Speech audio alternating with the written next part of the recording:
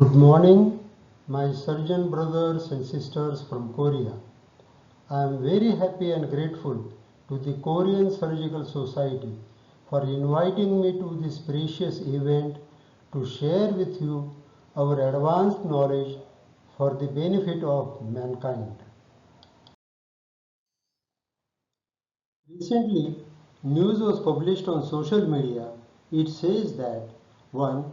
Mesh devices are blamed for autoimmune symptoms. 2. Surgical mesh complications may include the development of autoimmune disease. 3. Johnson & Johnson, the leading manufacturer of hernia repair mesh, voluntarily withdrew the medical device from the market and vowed that it would not return. 4. We are seeing a surge in the number of patients who are seeking to have their mesh removed. 5. Australia surgeons call for ban on mesh for hernia repairs. All those news items you can find at the links given over there. In the United States, manufacturers have so far settled more than 50,000 hernia mesh lawsuits worth more than $1 billion US. Therefore, I suggest that every surgeon now should take an informed consent in writing from the patient to avoid the court litigation in future following mesh complications, because you are implanting a foreign material inside the body of the patient. Let us start with misconceptions present in your mind for more than 100 years. You all feel that transversalis fascia is present in the posterior wall of the inguinal canal and its strength protects from the recurrences. This is not true. The posterior wall is formed by the aponeurotic extensions from the transversus abdominis muscle. Transversalis fascia lays behind this and is papery thin without any strength, as is seen in this picture. Aponeurotic extensions give physiologically dynamic protection as against the static protection given by mesh in hernia repairs. Inguinal hernia formation can take place only if these aponeurotic extensions are absent or deficient, and this is genetically determined. So, which is ideal operation technique? Obviously, that which replaces the defective or absent aponeurotic extensions in the posterior wall with a new aponeurotic structure. And that is exactly what is done in our operation technique, a revolution in hernia surgery. An undetached strip of external oblique is transferred to become a new posterior wall of the inguinal canal, a muscle transfer technique. This new wall is physiologically dynamic and strong, just as is seen in any normal man without hernia. What about mesh repair? You all know that mesh is not 100% safe to body for its routine use because it is a foreign body. Lap repair carry higher risk and requires extreme skills, and complications are also more serious. Many patients' life worldwide might be getting affected by unscrupulous use of endoscopes by inadequately trained surgeons. Imagine the fate of millions of patients operated in remote places by many surgeons with low quality mesh without any standards. Why not laparoscopic repair? All complications of mesh are present in laparoscopic repairs also. In fact, these complications carry high risk because mesh is stitched inside the abdomen, of course pre-peritoneal. Additional complications are internal oozing, risk of general anesthesia, nerve damage, trauma to viscera, trocar hernia, etc. You can imagine what would happen to vas and testicular vessels due to mesh fibrosis because mesh is directly sprayed on these vessels and vas. See this picture. Mesh is directly sprayed on the vas and vessels, naturally causing fibrosis of these structures.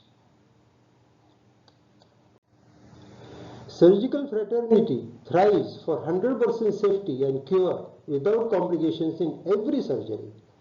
Then how we have accepted mesh repairs in spite of its morbidity and complications? It's because good pure tissue repair was not available to common surgeons. It's because mesh repair is a simple operation and also because of the perfect marketing at all levels and by all means by the companies. Product costing few hundred rupees is being sold at exorbitant price, making huge profits. Therefore, companies will market this product by all means. What is then marketing magic? It's very interesting. Publish repeatedly similar articles through various doctors claiming mesh repair is the best. Make leading doctors repeatedly in seminars and conferences how mesh repair is the best. Start CME in conferences and make it compulsory to attend to postgraduate students and then hammer on to their mind same thing again how mesh repair is the best. Come out with new products of mesh and again send leading doctors to various seminars to show how mesh repair is the best. Advantage of faith posed by trainee doctors and students in their teachers is exploited. Repeated presentations are made in conferences, repeated publications are made in journals, and the song about mesh goes on and on till junior and budding surgeons' mind gets preconditioned to such an extent that they stop thinking beyond the mesh for repairs. Who is the loser? The deadliest loser is your own patient. Many patients operated with mesh open or laparoscopic repair suffer from morbidity and complications. Some patients' life gets ruined. Who is responsible for this? But still companies with our help are busy in marketing their product like a soap or hair shampoo, every time coming out with a new variant of the same synthetic cloth like mesh, then mesh and plug, then PHS, then heavyweight, then lightweight, then small pore, then large pore, etc. etc. And who is the winner? And the winner is mesh manufacturing company that silently pocket millions of dollars profit every year from all over the world. And what about the doctors who are catalytic agents and with whose help companies are making huge profits get? Nothing. Our prestigious organizations have all given our platform to them and made them financially giant. But still we doctors have to bargain with them about selling stalls or getting advertisements or sponsorships. Do we need to change from mesh repair to this repair now? My answer is yes, because it is simple and safe to do operation even in the hands of junior surgeons with good results. Does not use foreign body or weak muscles and fascia for repair. Early ambulation without much pain. You repair hernia with continuous absorbable sutures, a thing never imagined. It is physiological, tension-free and mesh-free with the lowest rate of complications. It can be done on outdoor basis under local anesthesia and with fast recovery. It removes disadvantages of both foreign body as seen with mesh and tension as seen with other pure tissue repairs. More than 200 presentations or publications and many RCTs are conducted on this repair.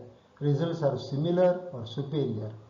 Many textbooks like Love and Bailey, Schwartz, etc. have mentioned this technique. How protection is given? We postulated that physiologically dynamic and elastic posterior wall gives better protection than a simple rigid anatomical wall.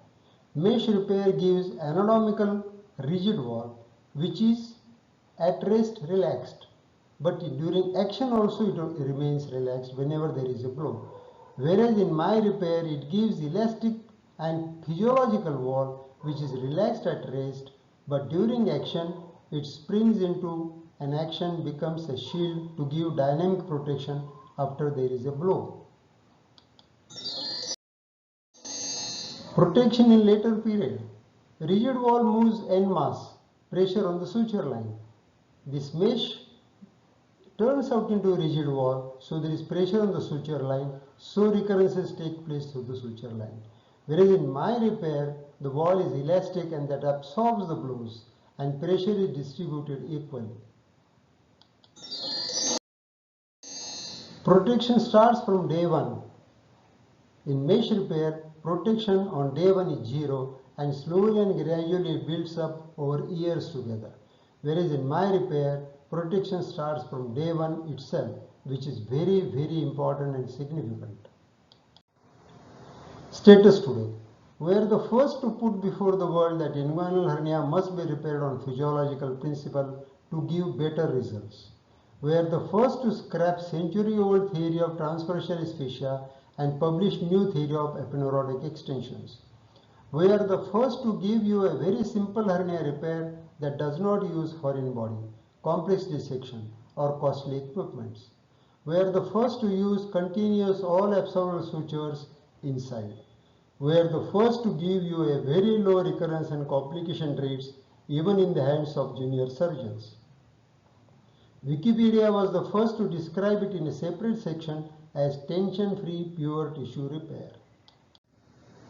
Desarda Repair. This is a review of global data of 31,374 operated patients. Physiologically dynamic protection gives much better results after hernia repair than static protection given by mesh. We developed and published No Mesh operation techniques on physiological principle for inguinal hernia repair and also for midline abdominal wall hernias that yielded excellent results.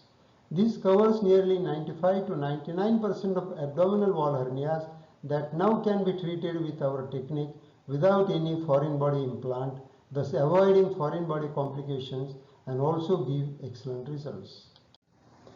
Materials and methods. A systematic literature search was conducted using electronic database PubMed like Medline, Google Scholar, Cochrane Library database, etc. The main search words used were Desarda Repair, Desarda or Desarda Technique. RCTs, comparative studies and individual studies done by different authors from 2001 till today were included. Data of recurrence, chronic groin pain, complication rates, free mobility, cost and time to return to normal activities was extracted from the original studies and analyzed. Results. 66 RCTs and comparative studies comprising 15,748 patients were included. 7,700 patients were operated by Desarda Technique and compared with 8,048 patients operated by mesh or non-mesh techniques like Bassini, Shouldice or lap repairs. The data for this was also analyzed. 50 individual studies done by different authors and published in the journals comprising 6,053 patients were also included in the study and the data was analyzed. Data of 9,573 patients operated by different surgeons but not published in any journal was also collected. Part of this data was already presented in the first World Hernia Conference held in 2015 at Milan, Italy. This data was also analyzed. The parameters studied were recurrence that showed 0.8% in Desarda and 6% in others. Chronic groin pain 1% in Desarda and 23% in others. Complications 4 to 5% in Desarda and 19% in others. Free mobility in 33 hours in Desarda and 76 hours in mesh and others. Return to normal work was 9 days in Desarda and 16 days in mesh and others. The cost was $40 for Desarda and $68 for mesh and others. This difference is statistically significant, very much significant. So conclusions are, both Desarda and Liechtenstein technique provided satisfactory treatment for primary inguinal hernia, but the recurrence and complication rates were significantly less in Desarda repair with advantage of no foreign body and reduced cost. Many large and small RCTs, comparative studies and individual studies with follow-up study of 1 to 10 years have equally endorsed that Desarda technique is much superior to other repairs in terms of recurrences and complications. There is hardly any incidence of chronic groin pain and other complications specifically seen with mesh implants. Therefore, Desarda repair has a potential to become the gold standard in the inguinal hernia repairs. Now last, I would like to give one warning. Ethicon, Boston Scientific Corp and CR Bar are among 7 companies facing more than 70,000 mesh injury lawsuits in federal court and thousands of additional cases in the state courts of USA. Here companies are playing safe by using doctor's card in the court litigations. Ethicons lawyer said the product was thoroughly certified by the doctors and the doctors considered the mesh used to be the gold standard for treatment. Therefore, I suggest that every surgeon should now take an informed consent in writing from the patient to avoid the court litigation in future following mesh complications after mesh repair, because implanting a foreign body inside the body of the patient, because you are implanting a foreign material inside the body of the patient. Thank you very much for your patient hearing.